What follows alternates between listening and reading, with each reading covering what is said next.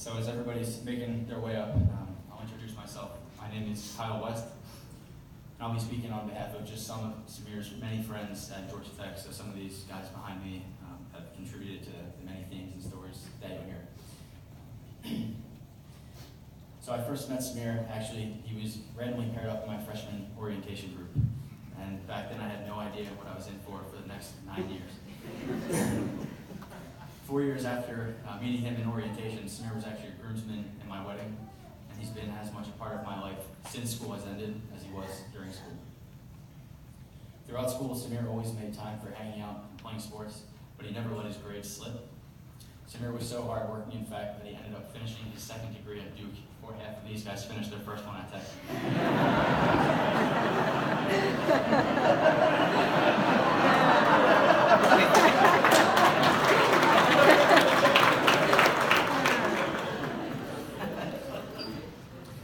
So I want to talk about 3 aspects of Samir's personality and life that have had the biggest impact on us as a group. I'll be sharing these mostly through stories because Samir was a master storyteller. We spoke as a group about what we wanted to highlight, and the unanimous winner was Samir's way of loving people selflessly. He was truly the most loving friend. So a few examples of this. So John was stuck in Florida a few years ago with a hurricane bearing straight down on his city. Samir decided to rescue John by buying him a plane ticket last minute to Boston. Not just to rescue him from the hurricane, but just as an excuse to hang out all weekend. Adam called Samir a few years ago, a week before a ski trip he was planning out in Colorado. This is the first time Samir heard about the trip, and without hesitation, Samir checked his Duke calendar, lined up bunker to go into boarding, and he was on his way out there. Samir liked to tell Adam that Adam always owed Samir one spur-of-the-moment trip in return for that one.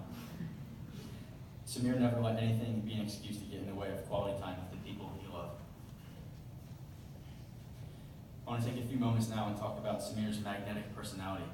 He loved to have fun and bring everyone around him along for the ride. So the best example I have of this is the evolution of Samir at every wedding I've ever been to with him. He was a groomsman in mine, so that was the start of it for me. So Samir at a wedding, he starts with just some normal dancing after the food, just for a few songs he'll be out on the dance floor. Soon enough, he sheds the jacket. Usually there's a shiny cummerbund underneath.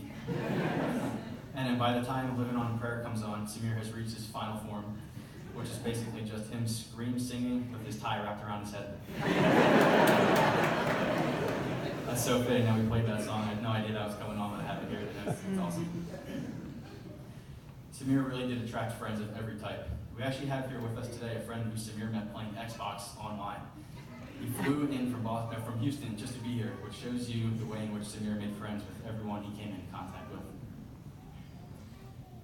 We all know how easily Samir could let loose and have fun, though we've been so amazed at how deeply caring Samir was.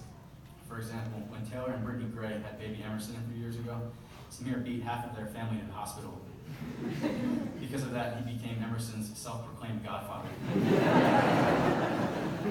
You have to ask the Grays how much of that self-proclamation actually ended up being true. From my standpoint, it seems like it was pretty true. So this last section I want to talk about is one that couldn't be left out when thinking about Samir. There's not really a great name for it, so I'm just going to call it general ridiculousness. It's really just a bunch of random things that Samir would say or do out of nowhere that only made us love him even more. So my favorite one of these personally is when I met him at freshman orientation. He found out that I like to work out. And the first thing he told me was, oh yeah, I used to be able to shoulder press 250 pounds back in high school. That's an absurd amount of weight for someone that trains for weightlifting, let alone for a 10th grader playing on a tennis team. So a couple more of those. Samir was absolutely notorious for calling Adam at 3 in the morning, and he'd say, why aren't we doing something right now? Something we appreciated very much, especially in school, was with intramurals. We noticed somehow that the more Samir would drink, the more athletic he would get. John has a great story about playing golf with Samir on Fox Creek, and actually we passed it on the way in this morning. Samir and I played numerous rounds of golf there. We taught our good buddy Akash how to play there. It's been something that we've just held close to our hearts for a long time. So around there with Samir, John and him were playing, and on one of the par threes, Samir hit an absolutely atrocious shot. The ball barely went off the ground, but somehow it rolled all the way up, made it onto the green, hit the pin, and went in the hole for a hole-in-one. Only Samir could do that, and he never let me forget that he had a hole-in-one before I did. This story is awesome. Before the first lake trip that we all took, when Samir took us up to Oconee, he was telling us how he can do a backflip on a wakeboard. And we were so excited to go and see it. Just excited to be at the lake, but also to see how amazing Samir was on that board. So we get out there on the water, and we pull up Samir. And on his very first run, he was taking it, made a few cuts, and he fell on the smallest wave I've ever seen. So much for the backflip. Samir loved to give crazy nicknames with unique backstories. I would love to hear some of the nicknames he had for you guys later on and why.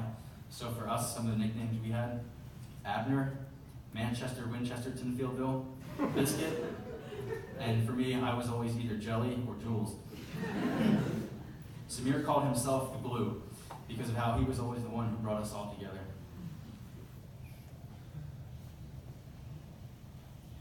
All of this ridiculousness would magnify on our lake trips. Samir was always in his element at the lake. He loved spending time there playing golf, being on the boat, and playing pranks on each other. Our hearts are heavy today because we didn't just lose a friend, but a brother and also our glue.